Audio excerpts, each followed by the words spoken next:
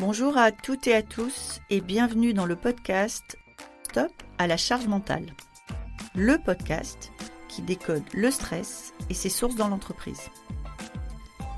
Chaque épisode est une opportunité de dire stop à la charge mentale, une nécessité pour l'équilibre de chacun et la santé de tous.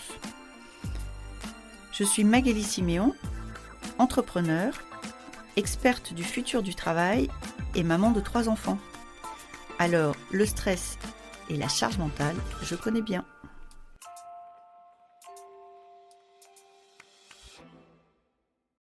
Bonjour Emmanuel, bonjour Virginie. Bonjour Mélanie. Je vais commencer par vous demander de vous présenter puisqu'aujourd'hui j'ai 2 invités, c'est une exception dans le podcast. Bonjour, je m'appelle Emmanuel Bridou, je travaille au sein du groupe NJ à la direction santé-sécurité du groupe et plus particulièrement en charge d'un de nos axes de prévention qui s'appelle No Mind at Risk et qui s'occupe de la prévention des risques psychosociaux, de l'amélioration de la qualité de vie au travail. Bonjour Magali, bonjour Emmanuel. Je suis Virginie et je suis en charge de la diversité et de l'inclusion au sein d'une des filiales du groupe NJ qui est StoreNJ France. Et dans mes actions de prévention, j'ai mes actions de diversité et d'inclusion, mais j'ai aussi mes actions de qualité de vie, de conditions de travail et des risques psychosociaux. Et je suis amenée à intervenir dans le groupe de référents de travail santé-sécurité sur cet axe de No Mind at Risk auprès du groupe avec Emmanuel et les autres référents. Alors, si on voulait rendre le sujet un peu plus concret, ou en tout cas l'impact de vos actions un peu plus concrètes, est-ce que vous pouvez nous donner, 1 ou 2 exemples d'actions que vous menez dans ce programme No Mind at Risk ? Alors, dans nos axes de prévention, on a 2 événements majeurs dans l'année, qui sont la semaine de la qualité de vie et des conditions de travail qui se déroulent au mois de juin, en général fin juin. Et on est amené à se coordonner avec le groupe et l'ensemble des parties prenantes des autres entités pour mettre en place des actions de sensibilisation, de prévention et des rencontres avec des prestataires qui proposent des actions qui sont destinées aux salariés pour préserver leur santé mentale dans l'esprit du No Mind at Risk. Et le deuxième événement qui est plutôt fin d'année, octobre-novembre, qui est la journée de la santé mentale. Effectivement, c'est le 10 octobre. Mais en général, on travaille sur une semaine pour toucher au maximum sur le territoire, puisque chez StoreNJ, on a plusieurs entités sur le territoire français. Oui, Virginie, on peut y parler de notre démarche de prévention des risques psychosociaux grâce aux 9 engagements pour une meilleure qualité de vie au travail. Ces 9 engagements ont pour objectif de travailler sur les comportements de chaque salarié du groupe. Donc, on a identifié 9 engagements pour une meilleure QVCT qui regroupent tous les domaines de la qualité de vie et des conditions de travail. Donc, on couvre tous ces domaines. Et ces 9 engagements constituent une démarche proactive autour d'un triptyque, c'est-à-dire qu'est-ce que le groupe attend de nous, chaque salarié du groupe, sur ce comportement. Et en tant que manager et donc en tant que représentant du groupe NJ, quels sont les bons comportements managériaux à adopter pour permettre à chacun des salariés du groupe de respecter ces 9 engagements. Je crois que vous considérez par exemple que le sexisme fait partie des risques psychosociaux dans l'entreprise. Alors oui, nous, on s'appuie sur une définition qui est celle de l'Organisation mondiale de la santé. Il y a 3 risques psychosociaux identifiés. Le harcèlement, sous toutes ses formes, et donc le sexisme en fait partie. Le stress, et donc on a aussi des démarches de prévention du stress. Et également les violences, que ce soit les violences physiques ou verbales, et internes ou externes. Et dans ces 9 points, Virginie, il y en a certains qui vous tiennent plus à cœur dans votre activité au quotidien ? Je pense qu'il y en a un qui converge parmi tant d'autres pour préserver la santé mentale de chaque salarié, c'est de venir bien au travail, se sentir bien au travail. Donc, c'est la non-discrimination de manière générale. Et merci Emmanuel d'avoir appelé les 9 engagements parce que c'est ce qui nous fédère autour de nos réunions trimestrielles avec le groupe en tant que référent qualité de vie et conditions de travail. et aussi sur la partie diversité, inclusion. Il y a aussi cet aspect effectivement de non-discrimination. C'est important de se sentir bien sur son lieu de travail et ça commence par pas avoir le sentiment d'être mis à l'écart ou d'être rejeté pour X raisons parce qu'on est porteur d'un handicap ou parce qu'on est d'un genre ou d'une origine ou d'une religion qui est différente. C'est de faire en sorte qu'il y ait une vraie cohésion, une harmonie au sein des équipes. Je vais poser une question volontairement un petit peu provocatrice, et parce que peut-être que certains de nos auditrices et nos auditeurs l'ont en tête. J'entends ce que vous dites, Virginie, mais finalement, pourquoi est-ce que c'est aussi important pour une entreprise aujourd'hui d'être attentif à la diversité, à l'inclusion et d'être proactif sur ces sujets-là? Qu'est-ce que ça apporte à l'entreprise et qu'est-ce que ça apporte aux salariés? Le respect de la différence amène à avoir un impact positif dans le quotidien des équipes, parce que les gens se sentent eux-mêmes dans leur singularité. Et quand on est bien, eh ben on est plus engagé. Et donc, c'est bénéfique pour une marque employeur et pour une entreprise. Emmanuel, vous voulez compléter sur ce point?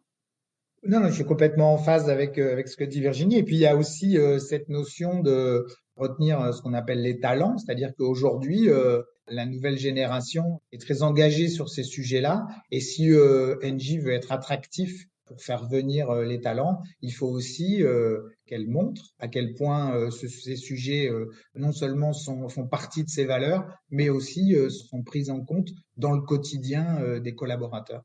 Donc, c'est aussi une approche importante en termes d'image pour le groupe. Et évidemment, hein, comme l'a dit Virginie, de performance. Je veux dire, toutes les études montrent que des salariés qui sont bien dans leur travail, forcément, ont un engagement beaucoup plus fort. Et donc, la performance du groupe et de l'entreprise s'en trouve améliorée. Et comment est-ce que vous suivez vos résultats sur ces sujets de diversité et d'inclusion? Quelque part, le fait que les personnes se sentent inclus dans cette diversité, derrière, ça a des répercussions sur la partie santé, sécurité, au niveau des indicateurs aussi. Là, si je dis pas de bêtises, on est en train de faire le débriefing de notre enquête annuelle de well-being, j'ai envie de dire, qui s'appelle NG&Me, dans lequel il y a des indicateurs à la fois de santé et de sécurité, des indicateurs de diversité et d'inclusion, qui nous permettent de prendre la mesure, effectivement, de là où on en est par rapport à l'année précédente et de voir sur quel levier on peut agir par rapport à ce qu'il en ressort. Donc là, il y a le débriefing actuellement dans ce sens pour pouvoir définir le nouveau plan d'action à la fois sur la diversité et l'inclusion, entre autres, à la fois sur la partie santé, sécurité par rapport à ce qu'il en ressort. Donc ça fait partie des outils qui nous aident, en tout cas, à œuvrer dans ce sens-là. Pour rejoindre le propos d'Emmanuel, effectivement, on embarque sur la performance parce que fatalement, quand les gens dialoguent entre eux, communiquent entre eux et se sentent bien, ils sont plus engagés et il y a une meilleure cohésion d'équipe. Et donc, fatalement, sur les projets ou sur les actions au quotidien, la performance est au rendez-vous. Dans la joie et la bonne humeur, j'ai envie de dire. Ouais, et peut-être ce qu'il faut qu'on précise quand même, Virginie, on n'en a pas parlé dans nos présentations, mais ce qui me semble être une particularité du groupe Engie, je vous ai dit, moi, dans ma présentation, je travaille au sein de la direction santé-sécurité du groupe. Oui. Donc, je travaille pour la filière santé-sécurité. Et Oui. Virginie vous a expliqué elle appartenait à la filière RH. Et donc, les sujets d'amélioration de la qualité de vie et des conditions de travail, c'est un vaste domaine. Hein. Je vous parlais des 9 domaines que couvre cette QVCT. Et en fait, on s'est rendu compte que certains sujets étaient portés chez nous par la filière RH et d'autres sujets portés par la filière santé-sécurité. Et ce qui fait aujourd'hui, je pense, notre originalité et ce qui explique qu'on soit aujourd'hui aussi en regard croisé ou en binôme sur le sujet, c'est qu'en fait, on a créé un réseau des référents qualité de vie et des conditions de travail, c'est-à-dire des représentants au sein de chaque entité du groupe qui sont en charge du plan d'action et qui parfois appartiennent à la filière RH ou parfois, selon les sujets, appartiennent à la filière santé-sécurité. Et l'idée, c'était de se dire dans ce réseau, peu importe d'où vous venez, peu importe la filière dans laquelle vous bossez, ce qui est important, c'est qu'on se mette ensemble sur un sujet commun qui est la prévention des risques psychosociaux. Et donc, aujourd'hui, moi, je trouve ce qui fait la force de notre groupe, de notre réseau, c'est qu'on peut à la fois travailler sur des questions RH, mais à la fois sur des questions de santé ou de sécurité pure. Et donc, ce que j'ai peut-être pas dit, mais c'est que nos 9 engagements, ils couvrent un nombre très varié de sujets, comme l'épanouissement professionnel, comme la diversité, on vient d'en parler, qui sont des sujets purement RH, mais l'amélioration des conditions de travail, l'organisation dans l'entreprise, qui sont peut-être plus des sujets de la filière santé-sécurité. Et donc voilà, ça me paraît important de le dire. Et pour revenir sur le sujet de l'enquête NJMI, qui est par exemple l'enquête annuelle effectivement d'engagement du groupe, qui est un temps fort d'ouverture du dialogue et de laisser la parole aux salariés du groupe. Cette enquête est pilotée par les RH. Et à l'intérieur de cette enquête, il y a un certain nombre de questions qui sont directement liées à la QVCT et on a posé des indicateurs sur ces questions-là en lien avec nos 9 engagements.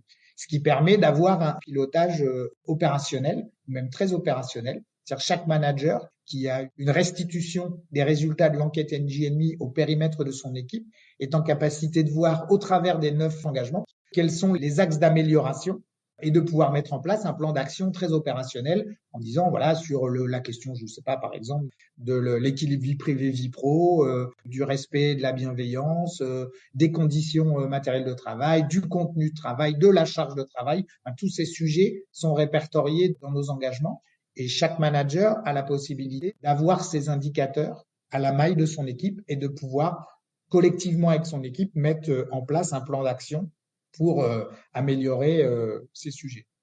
Je vais faire, parce que je suis assez impressionnée par ce que vous nous expliquez et à la taille de votre groupe, je vais faire un petit résumé pour m'assurer que j'ai bien compris. C'est-à-dire que dans votre entreprise, on a décidé que la santé et la sécurité au travail, c'était une fonction à part entière, identifiée, rattachée à un membre du COMEX, et qui intervient sur 9 champs, qui sont les 9 champs qui sont dérivés, entre autres, des préconisations de l'OMS. Que cette filière, en fait, fédère des relais dans toute l'entreprise qui sont des relais soit santé, sécurité, mais soit aussi RH, qu'à côté de ça, la RH fait une enquête annuelle vraiment autour du bien-être. À la fois, vous contribuez en input sur des questions et que les résultats de cette enquête sont déclinés en plan d'action, tant du côté RH que du côté de votre filière et en raccrochant les deux. C'est ça que vous êtes en train de nous expliquer. C'est presque ça. Vous avez tout bon juste sur la fin. En fait, les plans d'action sont des plans d'action managériaux. On n'a encore rien trouvé de mieux comme levier d'amélioration de la qualité de vie et des conditions de travail que la ligne managériale. Ça devient aussi un sujet important pour le réseau parce que nos managers aussi, en termes de charge de travail, de charge mentale, puisqu'on a évoqué le sujet aussi, ça devient assez compliqué pour eux. Mais aujourd'hui, cette ligne managériale, c'est le levier le plus efficace. Et donc, ces plans d'action sont réalisés à la maille des managers, avec évidemment un accompagnement, un support de la filière RH, de la filière santé-sécurité, soit pour coordonner des actions communes à la maille d'une entité ou à la maille du groupe, par exemple. Ce que vous décrivez correspond très exactement à ma vision de la congruence, qui est un mot que j'aime beaucoup, qui est l'alignement entre ce que je dis et ce que je fais. Mais Virginie, donc Emmanuel nous raconte la vision de patron de cette filière. Est-ce que vous, du côté RH et contributrice et membre de cette chaîne interne, vous confirmez ces propos ou est-ce qu'il exagère un petit peu? Non, mais je les confirme à 100%. Moi, je connais Emmanuel d'une ancienne vie au sein du groupe et je l'ai retrouvé avec plaisir quand j'ai embarqué chez Storengy en mars 2022 et que j'ai intégré ce réseau de référents QVCT qui est pluridisciplinaire. Et ce que j'aime beaucoup, et je suis aussi comme ça, et c'est ce qui fait que ça fonctionne aussi d'humain à humain quand on a un message à porter, c'est cette volonté d'aller vers l'autre, c'est cette volonté du dialogue, d'ouvrir le champ des possibles et d'être innovant. Pour illustrer mon propos, l'année dernière, nous avons fait une formation pour la santé mentale et tu as devant toi, Magali, 2 secouristes de la santé mentale après 2 jours de la formation. Une de nos premières actions dans le No Mind at Risk, parce qu'on était dans une réflexion de mémoire pendant la semaine de la QVCT quand on l'a préparée l'année dernière, qui était de faire une 10e règle dans nos règles de No Life at Risk et qui était justement sur le No Mind at Risk. Et on n'a pas réussi à aboutir comme on le souhaitait. Et ben on a trouvé une autre solution. On est parti se former pour être secouriste en santé mentale. Voilà. Et on est en train de réfléchir cette année, sans dévoiler toute la partie plan d'action, en tout cas, comment on peut faire au mieux sur cette ligne managériale de prime abord et par la suite, de toute façon, l'ensemble des salariés, parce que la santé mentale concerne l'ensemble des salariés, mais en tout cas, de mieux accompagner en termes de prévention, encore une fois, de sensibilisation, nos managers. On a aussi une action forte dans le dialogue qui est portée par le feedback continu, qui est une autre forme de langage, même une troisième langue. Moi, je l'ai mis sur mon LinkedIn, hein, je parlais une nouvelle langue, c'est la novlangue, le feedback. Mais derrière le feedback, c'est du dialogue entre personnes, sécurité, en confidentialité. Et mon sentiment, c'est qu'aujourd'hui, le dialogue amène beaucoup d'ouverture et soulage beaucoup de situations, même si on ne se supplée pas, nous, en tant que référents diversité ou QVCT, à la médecine du travail ou à la médecine extérieure avec notre médecin traitant, suivant les situations qu'on peut rencontrer. Voilà un petit peu comment je peux... Non, mais c'est, moi je trouve assez bluffant. Si j'étais pas entrepreneur, je pense que j'enverrais mon CV à NJ parce qu'il y a une vraie, je trouve qu'il y a un alignement qui est assez impressionnant entre le dire et le faire. Qu'est-ce que vous avez vu évoluer? C'est-à-dire ces actions-là, vous avez vu quel progrès sur quel sujet, Emmanuel? Quel impact concret vous avez pu voir? Alors, l'impact le plus fort, alors quand même, parce que je voudrais pas non plus dépeindre un monde idéal, hein, je vous rappelle que NJ, c'est 100 000 collaborateurs présents dans 23 pays dans le monde, avec plus de 150 entités et filiales différentes et des activités qui vont de le pilotage d'une centrale nucléaire à des plateaux clientèle pour répondre aux clients particuliers ou voire même quelquefois faire du catering dans les prisons. Donc, vous voyez qu'il y a, il y a de quoi Ouais. faire. Donc, ce que je vous ai dépeint, c'est la démarche, c'est la politique, c'est l'ambition vers laquelle le groupe veut aller, et que évidemment sur le terrain, les niveaux de réalisation de cette démarche-là sont pas toujours les mêmes. C'est-à-dire que évidemment, le niveau de maturité sur les sujets de prévention des risques psychosociaux, d'abord déjà est pas vu de la même façon que vous soyez au Moyen-Orient, en Amérique du Sud ou en Europe, et même en Europe entre nos collègues anglais, allemands ou français, ou même les belges, on a aussi des façons de voir, d'appréhender les risques psychosociaux de manière différente. Donc, sur le terrain, il y a des disparités importantes liées donc à ces niveaux de maturité, à ces questions de culture aussi. Mais en fait, ce que moi je vous ai dépeint, c'est la volonté du groupe, c'est la démarche vers laquelle on veut tendre et faire en sorte que, encore une fois, cette démarche, elle est récente, elle a 2 ans à peine. Et du coup, voilà, s'il y a certaines entités qui sont complètement appropriées cette démarche et qui ont commencé déjà à lancer tout un tas d'actions et ce que je vous expliquais avec la ligne managériale en lien avec l'enquête EDGNMI, tout ça, c'est opérationnel dans certaines de nos entités. Il en reste quand même un bon nombre où on n'en est pas encore à ce niveau-là, mais aussi parce que les priorités sont pas les mêmes, parce que les besoins sont pas les mêmes. Donc c'est tout à fait légitime. Donc voilà, je voudrais pas non plus, mais en tout cas, ce qui est important et qu'il faut noter, c'est que le groupe NJ a dans ses valeurs ces notions de qualité de vie au travail, de protection de ses salariés, de prévention des risques psychosociaux. Voilà, de la même façon que la sécurité toujours fait partie de l'ADN du groupe depuis maintenant quelques années, hein, prévention du risque psychosocial fait aussi partie de son ADN. Donc voilà, on met en place des choses et c'est beaucoup plus récent que la sécurité physique des collaborateurs. Encore une fois, je vous rappelle, on est un groupe industriel, donc il y a toujours une priorité aussi forte donnée à la prévention des risques physiques. Hein. Je vous disais que nos risques majeurs dans le groupe, ça reste quand même le travail en hauteur, le risque électrique, le risque gaz, voilà, et le risque psychosocial. Et comme dans la société et dans le monde, on voit bien que c'est quelque chose qui malheureusement devient de plus en plus prégnant. Et en fait, les salariés du groupe ne sont que le reflet de la société. Et donc, ce risque-là devient de plus en plus prégnant. Et donc, ça fait de nombreuses années que le groupe s'en préoccupe et donc essaie d'avancer sur le sujet. Et une de nos pistes qu'on est en train d'explorer, c'est ce que vous disiez Virginie tout à l'heure, C'est de la même façon que dans le groupe, nous avons des secouristes du travail. On aimerait pouvoir voir si de mettre en place des secouristes en santé mentale, ça pourrait être pertinent. Donc là, on est vraiment dans cette phase exploratrice, hein, d'expérimentation.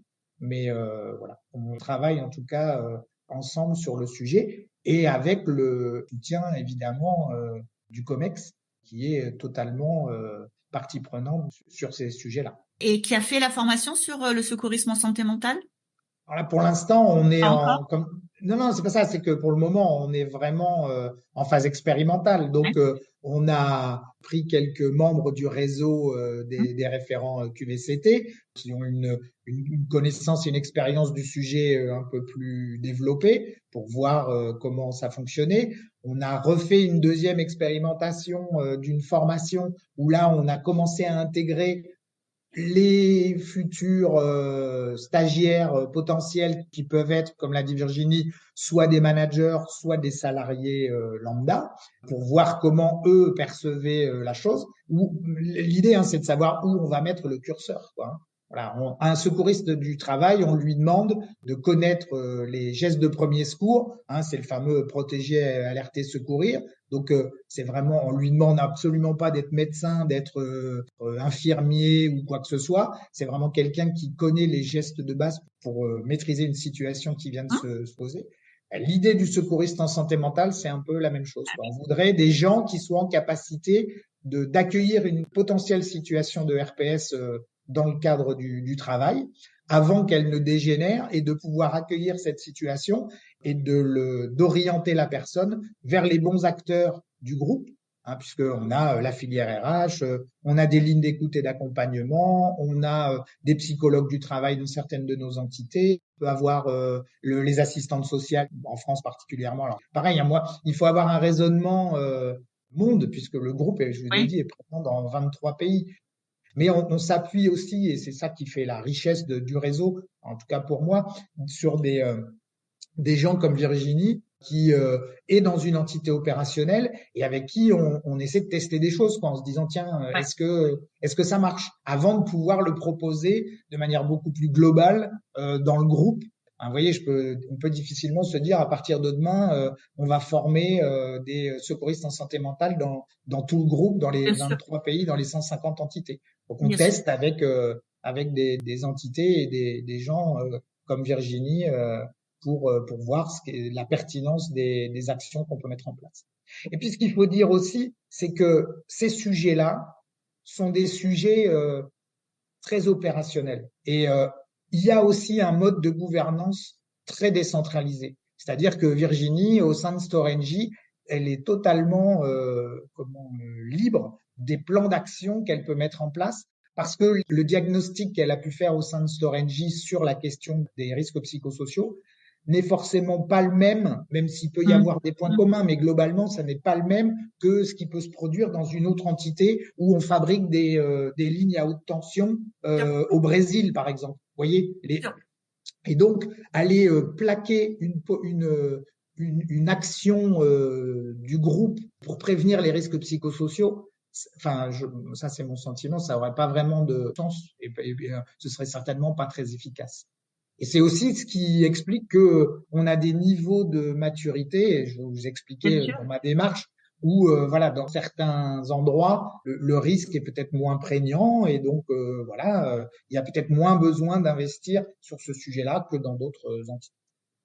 Eh bien, on va laisser le mot de la fin à Virginie, justement, pour illustrer les propos d'Emmanuel. Virginie, est-ce que, sans dévoiler de secret, vous pouvez nous donner un exemple d'une action 2024 que vous allez porter, qui est nourrie par tout ce processus et dont vous pensez qu'elle va être très importante en matière de QVCT dans l'entreprise?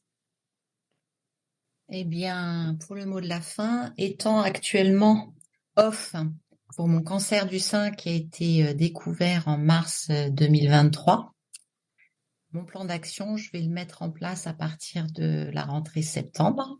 Ok. Puisque la saison 2 du traitement démarre au mois de mars. Donc, on va laisser le temps d'accueillir tout ça. Oui. Et j'ai bien vécu déjà cette année avec la première saison du traitement lourd, la charge mentale que ça implique. Donc, j'étais mon propre bêta-test. Ok. question me tient à cœur, pas du cancer, mais de la santé mentale, comme on vient de vous le dérouler avec Emmanuel. Et effectivement, ça fait 2 ans qu'on y travaille, j'ai envie de dire d'arrache-pied, mais avec cœur, avec joie et bonne humeur, parce qu'on voit notre politique des petits pas qui prend forme. Et effectivement, c'est pas un monde de bisounours. Par contre, on agit et il y a des petites pépites qui sortent de tout ça. On a un impact réellement positif. L'action l'année dernière sur notre semaine de la qualité de vie au travail, c'était dans notre prévention et notre sensibilisation, on a fait appel à un prestataire extérieur sur du théâtre d'impro qu'on a circulé dans les différents étages et qui a eu un franc succès et qui a permis d'aller au plus près des salariés et de tout horizon, que ce soit col bleu ou col blanc, puisqu'on a réussi à faire en sorte de le déployer vraiment sur site. L'idée, c'est d'être dans la continuité, d'être innovant en 2024, de continuer sur la question de la santé mentale comme on le fait dans notre test là sur la question de secouriste en santé mentale, voir comment on peut le mettre vraiment en pratique par étapes. Moi, c'est la question des aidants, en fait, qui est aussi un vrai sujet au sein de l'entreprise et du groupe, qui a déjà eu de bons effets parce qu'on travaille avec des outils et des postures au niveau RH et des petites actions genre des journées ou des temps adaptés ou des mises en lien avec les assistantes sociales ou en tout cas les partenaires qu'on a autour de la table quand on a besoin d'accompagner un salarié qui est en demande. On fait le maximum en tout cas sur cette question des dents.